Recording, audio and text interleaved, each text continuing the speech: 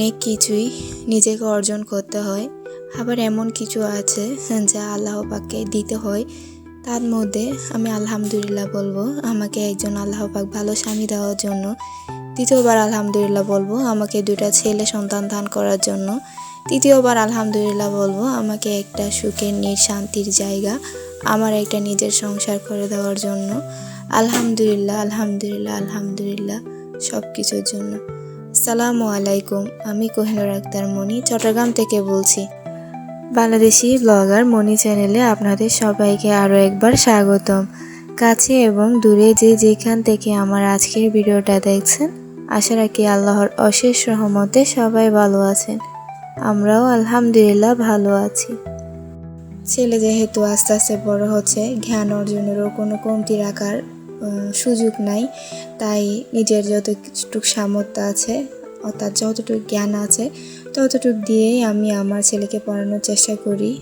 সকালবেলা বাচ্চাদের মাইন্ডটা একটু ফ্রেশ থাকে, ব্রেনও পরিষ্কার থাকে, তার জন্যই আমি ওকে সকালবেলায় পড়ানোর চেষ্টা করি। বিকালে টুকিটাকি ইচ্ছে করলে বসাই, না হলে বসাই না।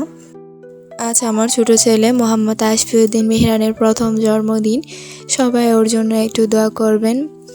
আমি জানি একদিন তুমি বড় হয়ে আমাদের এই ভিডিওটা তোমার চোখের সামনে পড়বে, তখন তোমার হয়তো মনে একটা আফসোস জমা দিতে পারে, কেন আমার জন্মদিনে কেক কাটা হয়নি, কেক কাটার ভিডিও প্রকাশ করা হয়নি।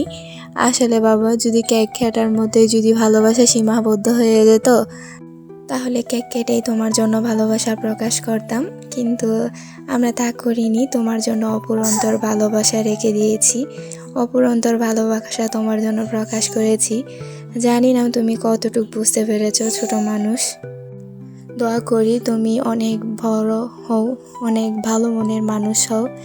একদিন তুমি যেন তোমার বাবা মার সব স্বপ্ন পূরণ করতে পারো, তোমার নিজেরও সব স্বপ্ন পূরণ করতে পারো। সকালে সব কাজ শেষ করে আমি রান্নাবান্নার কাজে চলে এসেছি।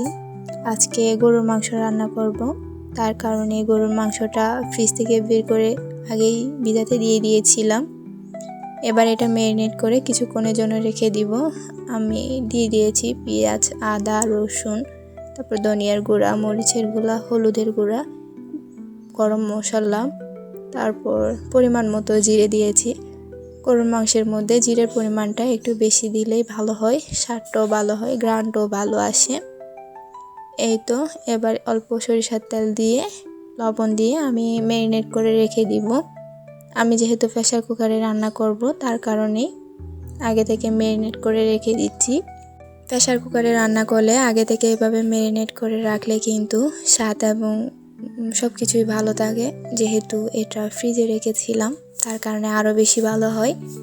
কিছুক্ষণ রাখার পর আমি ওই মাংসটা চুলায় বসিয়ে দিয়েছিলাম। তারপর আমি সকালের নাস্তার জন্য আজকে রুটি নিয়েছি বেছে। রুটিটা আমি আগে থেকে বেলে নিয়েছি। তারপর আহানাফের আব্বু একটু আমায় সাহায্য করছিল, আমি সেই ফাঁকে একটু ভিডিও করে নিচ্ছিলাম। ভিডিও শুরুতে বলেছিলাম যে আমি একজন ভালো মনের মানুষ পেয়েছি, ভালো মনের স্বামী পেয়েছি। আলহামদুলিল্লাহ, আমি সত্যি একজন ভালো মনের মানুষ পেয়েছি। অর্থের দিক দিয়ে যদি ধনী হয় তাহলে কিন্তু ভালো স্বামী হওয়া যায় না। শুধু কাজে সাহায্য করলেও কিন্তু ভালো স্বামী হওয়া যায় না। ভালো স্বামীর অনেকগুলা গুণ থাকতে হয়। আলহামদুলিল্লাহ, আমি ওনার কাছে সবই পেয়েছি। একটা স্ত্রীর, একজন পরিপূর্ণ নারী হতে একজন স্বামীর ভালোবাসা কিন্তু সবচেয়ে বেশি গুরুত্বপূর্ণ, সবচেয়ে বেশি সাপোর্টিভ। এই তো, কথা বলতে বলতে আমাদের সব কিছুই রেডি। আমরা দুজন মিলে নাস্তা করে নিচ্ছিলাম।